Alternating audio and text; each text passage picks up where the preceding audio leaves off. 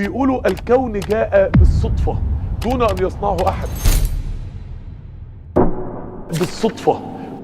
لما ربنا يقول وآية لهم الليل نسلخ منه النهار، السلخ ده ان جلدة الدبة تتشال منها. الجلدة دي قشرة رقيقة قوي قوي قوي. يا رب ده النهار ده انا لما بقف في النهار كده وابص للسماء يتهيألي ان النهار ده لحد السماوات كلها طالع. العلماء لما صوروا النهار بالسفن الفضائية كان منظر مذهل ومعجزة من معجزات القرآن. لقوا ان النهار ده طبقة رقيقة جدا، طبقة 100 كيلو متر، يعني 1% من ارتفاع الكرة الارضية بس هو اللي نهار، والباقي كله في الغلاف الجوي ليل وبره الارض ليل. وآية لهم الليل نسلخ منه النهار. القمر ذكر في القرآن 27 مرة. العلماء لما تدبروا لقوا ان دورة القمر حوالين نفسه بتاخد 27 يوم. سبحان الله، مين اللي مرتب ده؟ ما نفدت كلمات الله. القمر لما العلماء طلعوا له لو القمر ده متقطع حفر حفر حفر. قالوا ليه؟ قالوا من الشهب والنيازك نازله مقطعاه. قالوا لا، طب امال الارض ما اتقطعتش ليه بالشهب والنيازك؟ قالوا لان القمر ملوش غلاف جوي ما بيحموهوش من الشهب ويحرقها، انما الارض لها غلاف جوي. من غير الغلاف الجوي كانت السماء رجمتنا وحرقتنا كلنا. طب لو ما فيش قشره ارضيه تحت رجليكي، تحت القشره الارضيه دي الارض حمم بركانيه ملتهبه، فوق القشره الارضيه الارض جنه غناء بكل الالوان الطبيعيه. الفرق ما بين جهنم المقاده تحت رجلينا والجنه اللي حوالينا هي القشره دي. من غير القشره دي كنا اتحرقنا كلنا وولعنا. لو ما كانتش الارض بتدور، لو كانت الارض زي كوكب الزهره كده، كوكب الزهره نصه مقابل للشمس على طول ونصه بعيد عن الشمس، فنصه فرن اللي قصاد الشمس والنص التاني تلاجه، نصه ليل دايم اللي بعيد عن الشمس ونصه نهار دائم. لو كانت الارض ما بتدورش كنا بقينا كده. لو كانت الارض مش مايله 23 درجه محورها مايل ما كانش يبقى فيه ربيع في الحياه، ما كانش يبقى فيه صيف وشتاء وربيع وخريف، ما كانش التنوع الجغرافي المذهل ده بقى في الكره الارضيه، وتنوع النباتات وتنوع الحياه وتنوع الجمال وتنوع الازهار. تمييله يا رب، انا حاسس ان عقلي هيطير يا جماعه. تمييله يا رب،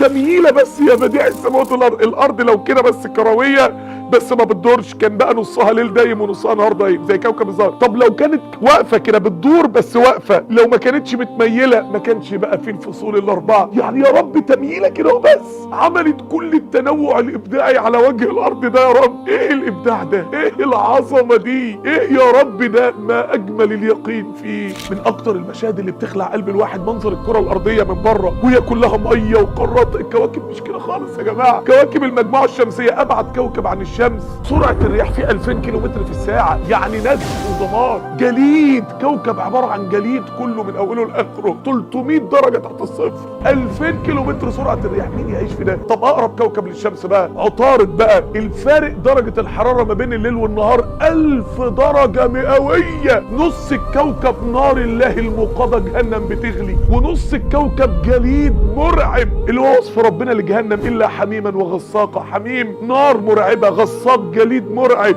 الارض بقى في النص جنة خضراء، جنة كلها خضار وكلها الزرق بتاع المية. ازاي دي من غير ربنا؟ ازاي دي من غير لطفك يا رب؟ ازاي دي من غير قدرتك يا رب؟ ازاي دي من غير رأفتك ورحمتك وحكمتك يا رب؟ جه الملحدين قالوا طيب هو الكواكب ديت ايه قيمتها يعني لو ربنا خلق الارض عشان يمتحنا عليه ايه قيمة الكواكب بقى اللي حوالينا؟ اكتشفوا ان كوكب المشتري ده لولاه، كوكب المشتري ده حجمه رهيب، هو اللي بياخد النيازك والشهب اللي هاجمه على الارض كلها. اكتشفوا ان من غيره كانت كل الشهب هجمت على الارض وحرقتها. الشمس دي درجه حرارتها جواها 20 مليون درجه مئويه. بيقول لك لو الارض اتحطت جوه الشمس ثانيه تتبخر كلها، تتبخر مش تولع، تتبخر. لسان اللهب الواحد اللي طالع من الشمس حجم الارض 60 مره. الرياح الشمسيه اللي طالعه كافيه لتسميم الكره الارضيه لولا الغلاف الجوي بلطف الله سبحانه وتعالى. لو جبنا 1,300,000 كره ارضيه حطيناهم جوه الشمس تسعهم. الشمس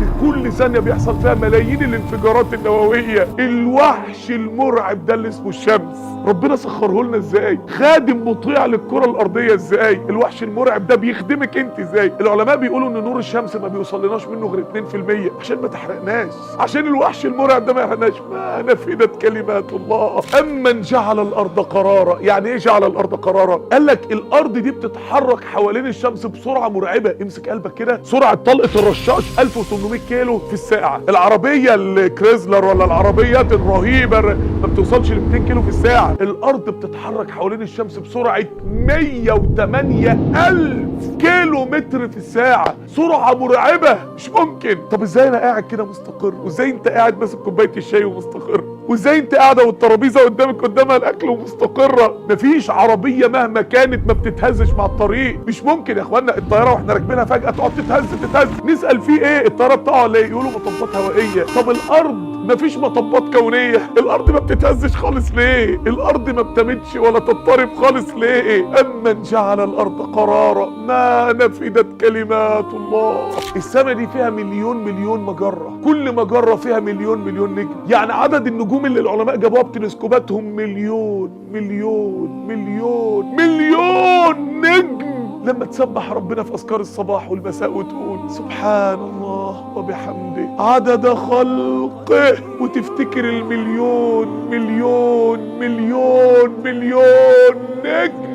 ايه ده؟ ايه الاعداد المرعبه دي؟ ايه الاعداد الجباره دي؟ ازاي يا اخوانا؟ يعني 1000 مليون مليار ازاي؟ يعني انت ممكن تاخدي الحسنات دي كلها بتسبيحها زي ده ربنا سبحانه وتعالى باذكار الصباح والمساء. العلماء بيقولوا ان لو انت وقعت في الفراغ الكوني كده، يعني في اي مكان كده، احتمال انك انت تلاقي كوكب او نجم قريب منك 1 على مليار انك انت تلاقي كوكب بس قريب منك. الفراغ الكوني رهيب. اللي خلق الكون الواسع ده وإنا لموسعون، اللي خلق الكون العظيم ده الله سبحانه وتعالى. الأرض يوم ما بدأت كانت كلها كتلة واحدة اسمها أم القارات، وبعد كده ربنا عمل شبكة صدوع رهيبة في الأرض، والأرض ذات الصدع. التصدعات دي خلت الأرض بقت قطع. القشرة الأرضية قطع، وهي لحد النهاردة قطع على فكرة. إعجاز. وفي الأرض قطع متجاورات، مش بس قطع الزراعة، ده القشرة الأرضية تحت رجليك قطع أصلا مش حتة واحدة. عشان كده لولا الجبال ألقى في الأرض رواسي أن تميد بكم. لولا الجبال كانت القطع دي تفضل تبعد عن بعض وتعمل محيطات جديدة وتفضل تصطدم ببعض وتعمل كوارث طبيعية. وألقى في الأرض رواسي أن تميد بكم، عشان تبقى قاعدة ساكنة انت دلوقتي كده وواحد مستقر، والأرض بتدور بالسرعات المرعبة حوالين الشمس وحوالين نفسها وحوالين مركز المجرة كل 250 مليون سنة وانت مستقرة وانت مستقر ومفيش اي مشاكل خالص. انت ميدة بكم. شوف الحنان الرباني. وبث فيها من كل دابة. امريكا من يوم ما طلعت اخترعت كام اختراع، وربنا كائنات الحياة بس 20 مليون نوع كائن حي. وبث فيها زي البث المباشر كده، زي البث اللي احنا بنبثه لكم دلوقتي كده على السوشيال ميديا كده. وبث فيها من كل دابة. كل ثانية بينزل على وجه الارض 16 مليون طن مطر، لا بيزيدوا ولا بيقلوا. ده قول الله وانزلنا من السماء ماء بقدر. ربنا من 1400 سنة بيقول ان المية نازلة كميات ومقادير معينة. عايزة تعرفي السنة بينزل كم مطر من السماء؟ اضربي 16 مليون طن في 60 ثانية، في 60 دقيقة في الساعة، في 24 ساعة في اليوم، في 365 يوم في السنة هينزل لكم رقم مرعب. السحابة شوية القطن الصغيرين اللي انتوا شايفينهم فوق دي مش سحابة خفيفة، ده 300 ألف طن، يعني 300 مليون كيلو مطر. وينشئ السحابة الثقال. الحاجة اللي أذهلتني كلمة علماء وكالة ناسا لعلوم الفضاء، وهم بيقولوا ان التراب الكوني، طبعا ما يعرفوش حاجة عن القرآن اصلا، اقوى اسم يتوصف بيه هو كلمة سيجار سموك، دخان. هم دول لو عرفوا ان القرآن قال من 1400 سنة ثم استوى الى السماء وهي دخان، يقولوا لو كان غبار وتراب كان اتحرق بدرجات الحرارة المرعبة. قالوا لا، ده دخان سموك ثم استوى الى السماء وهي دخان. فقال لها وللارض ائتيا طوعا او كرها قالتا اتينا طائعين. احنا مش اتينا طائعين، مليون نجم نطقوا في لحظة واحدة اتينا طائعين. وانت يا 170 سم، وانت يا 170 سم مش عايزة تلبسي حجاب امهات المؤمنين، ومش عايزة تقولي له يا رب اتينا طائعين. يجي الملحدين النهاردة، الملحد الهاوكينج، يعني قريت له في كتاب من كتبه كده، بيقولوا ايه؟ بيقولوا الكون جاء بالصدفة دون ان يصنعه احد، ولكن هذا الكتاب لهذا العالم لم يأتي بالصدفة، وانما كتبه عالم من علماء الفيزياء في العالم. انا كنت هتجنن.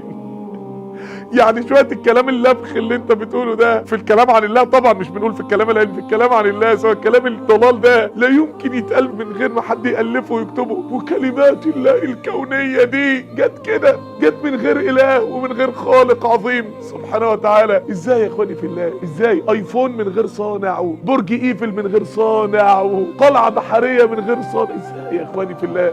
ما نفدت كلمات الله.